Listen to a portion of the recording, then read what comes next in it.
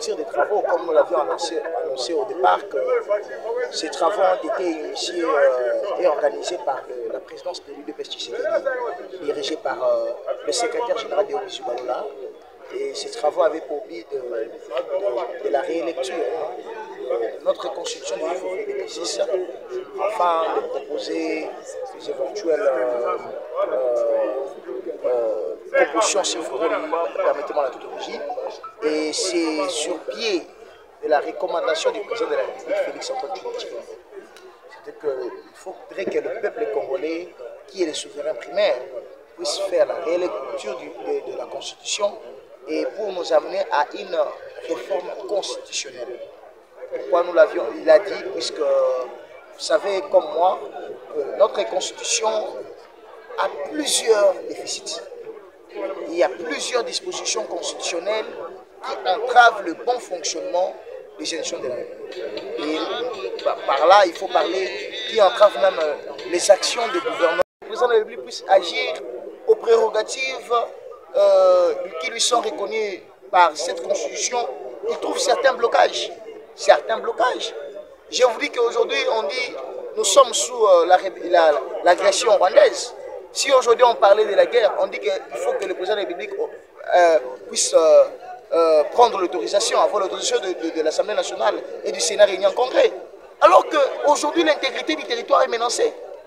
Aujourd'hui le Rwanda menace notre pays. Alors on ne peut pas déclarer la guerre.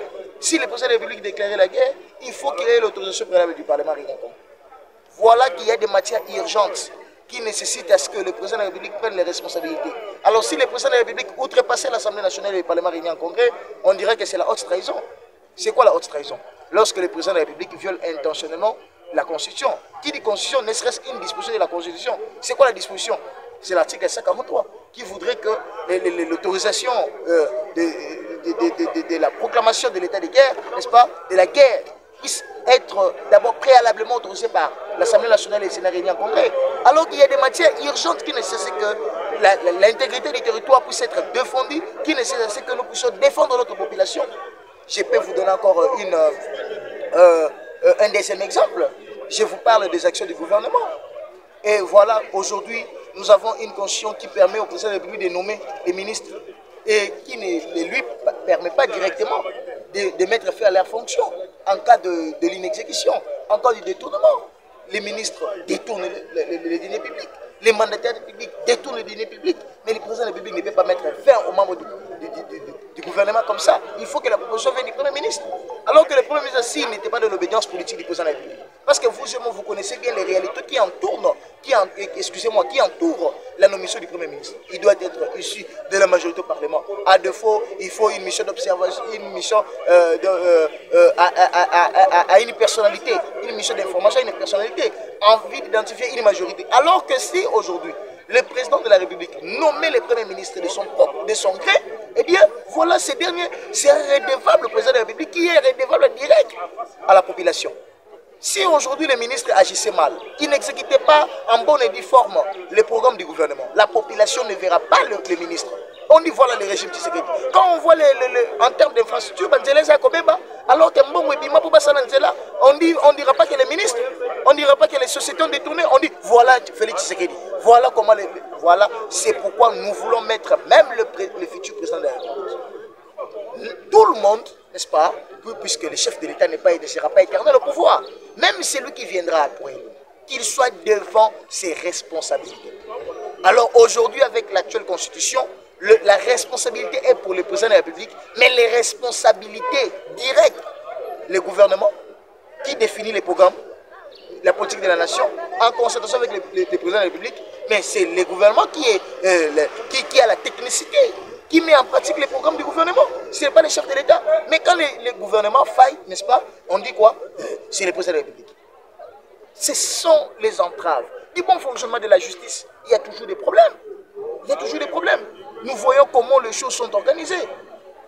Tout ça, on voit le président de la République. Alors, nous voulons ceci. Mettre le président de la République avec toutes les prérogatives qui lui sont reconnues dans la Constitution, lui mettre maintenant devant un travail. Qu'il soit lui-même le seul le seul à définir la politique de la nation auquel il doit conduire, n'est-ce pas? Et qu'il soit lui-même au four au moulin de l'exécution de ces programmes. Là, nous verrons un président de la République qui va travailler, un président de la République, parce qu'aujourd'hui, si il est parti à l'encontre de la Constitution, dit voilà, il a piétiné les actions du gouvernement. Parce que l'exécutif national est bicéphale. D'une part, le président de la République et d'autre part, le gouvernement. Le président de la République est le chef de l'État. Mais non, les actions du gouvernement, c'est le gouvernement. Voilà les entraves. C'est pourquoi on ne sait pas dire aujourd'hui, à la clôture de ces travaux, qu'il y aura une quelconque révision, un quelconque changement de la Constitution. Non.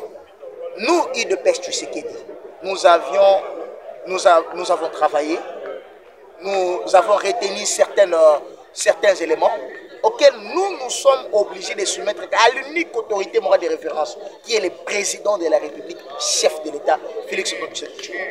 Et c'est à lui de décider, c'est à lui de diriger le peuple, c'est à lui de prendre les dispositions et compétences.